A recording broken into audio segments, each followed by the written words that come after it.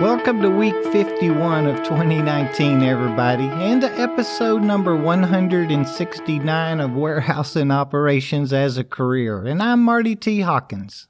Next week, we'll find ourselves wrapped up in the holidays and the Christmas time of the year.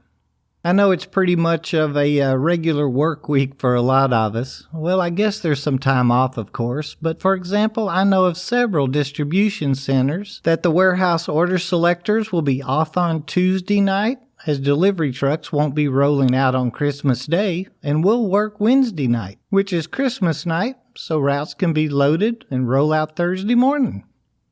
Some production facilities are even off or closed from Tuesday through Friday, and I know one that won't be gearing back up until Saturday morning at first shift. I had one guy ask me, why did I have to work Wednesday night? It is a holiday.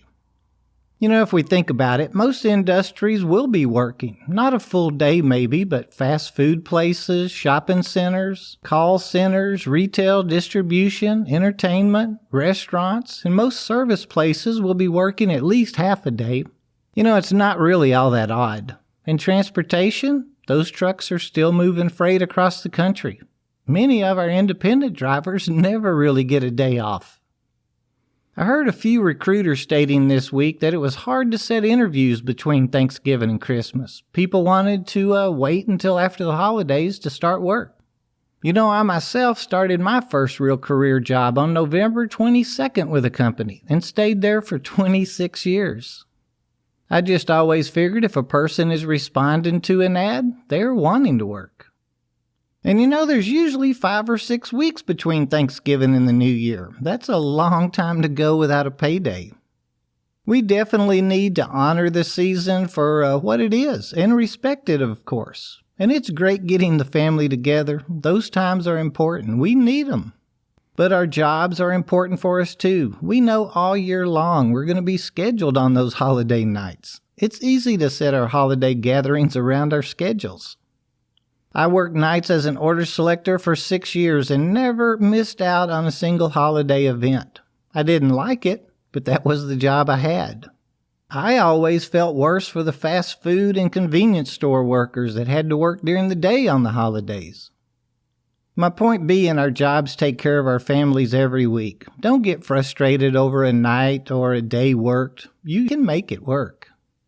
I know one guy that got upset and quit his job because his brother was coming into town on a Saturday, his normal day off, but the boss told him he'd need him that week.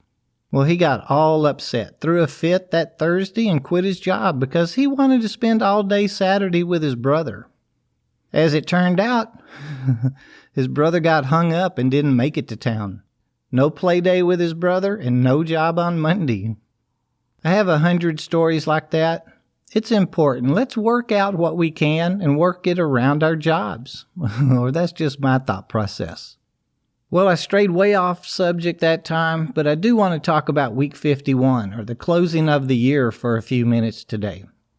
If we're in the production world, we're probably going through an inventory about now. Whether your facility utilizes a cycle count program, meaning a program where we have cycle counters counting items every day, rotating through the SKUs or slots in the aisles on some type of a schedule where every item is actually counted like monthly or quarterly, so as to always know exactly what's in the building, or a normal inventory where everything is closed, no inbound or outbound, and no invoicing for an entire day or weekend. Anybody enjoy that kind of inventory? I used to dread being paired with a salesman or a merchandiser to hit the aisles to count product. Never met one that could read a tie and high or even really verify an item number. Inventories aren't important to us as warehousemen, but they are important to our companies. A wealth of information comes from a true inventory. Asset figures, tax information, and real dollars, gains and losses are verified through the inventory process. And in our distribution worlds, now can be our busiest times. If we supply the retail environments, we'll need to keep those orders going out and keep those shelves stocked. Even food distribution facilities. Usually people quit eating out as much before the holidays, but all those shoppers will hit the restaurants when they're out shopping, so things can really pick up for us during the last 3 weeks. And oh my gosh, delivery drivers. December is the worst month of all. And not just for the parcel and package drivers, any delivery driver really. Think about all the stressed out individuals they're dealing with all day long. Something as simple as a truck damage or mispick is going to set off the customer. And it's probably not really us they're upset with to begin with. The over-the-road drivers, they may have it worse than anyone in the supply chain. They've taken possession of a load, been told they have a confirmed appointment time, maybe even a load to pick up for the return ride home, only to find they can't get back in time to make their holiday plans. The end of the year for our company may be budget time too. We all hate it when our bosses are consumed with the numbers. For us, we're looking for increases maybe, and they may have to be looking at cutting expenses. Yep, all this is going on, and we throw in the most important holiday of all right here at the end. I don't mean to sound all humbug about this time of year. We want our children, spouses, and family members to have the greatest year ever, and there is nothing more important than our family. I guess my real point is we can control all this. We can plan for it. We can be ready for it. Think how great it'd be if we were the ones smiling all the way through it. Wouldn't bother us at all. I'd like to hope we've all learned this year that by planning out our goals, we will control how we're feeling and doing by week 51. Well, I strayed way off topic that time, but what I was wanting to bring up was some outstanding growth I've seen and heard about the last couple of months. There's been so many people enter warehousing as general labor, and they're already operating equipment and moved through a position or two. I've heard from, I bet 20 individuals that are blowing up their numbers as order selectors. And unloaders, I've seen so many men and women hit their stride and really making good money this year. I think my greatest story would have to be 6 people I know that had never been in a warehouse before and had the opportunity to be taught order selecting. They've all hit their productivity and achieved a career they'd never dreamed possible. You gotta love operations, right? There's something for everyone. We can honestly earn what we want to. Yep, it's work. It's hard work. But it's out there and really ripe for the taking. And our industry just keeps growing. No matter what region you're in, commercial warehouse space is popping up everywhere. A quick internet search will tell you that there are over 400,000 warehouses in the U.S.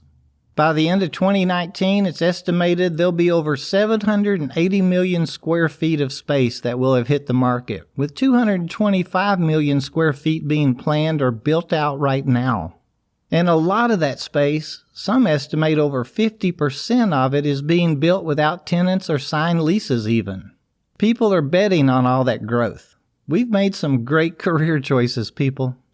If we've planned out a strategy, our careers, the jobs and opportunities are going to be out there for a long time to come. Let's talk a little bit about the supply chain. We've learned this year how the field of logistics has really grown. Technology is the future. No, not robots. They're cool and all, but men and women learning the new technologies, moving freight globally, more efficient and quicker is where it's going to be at. As we just mentioned, all that storage space is going to need workers, supervisors, managers, directors, and vice presidents. I've never seen the opportunities out there like they are now. If we're just wanting jobs, they're out there. And if we're wanting advancement and growth, it's available and ready for us. Well, I kind of talked about what I wanted to today, but I didn't mention half of the things I had in my notes. I get excited about operations. I'd encourage you to search the web for an hour sometime this week. Just look up warehousing. You'll find so much positive information out there, and it'll be interesting. I guarantee it. If you run across something you'd like to share, send it over to me.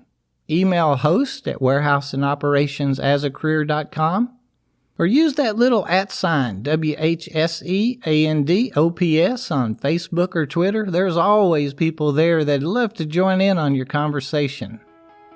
Until next week, the last week of the year, remember, as great as operations is, our jobs can be dangerous.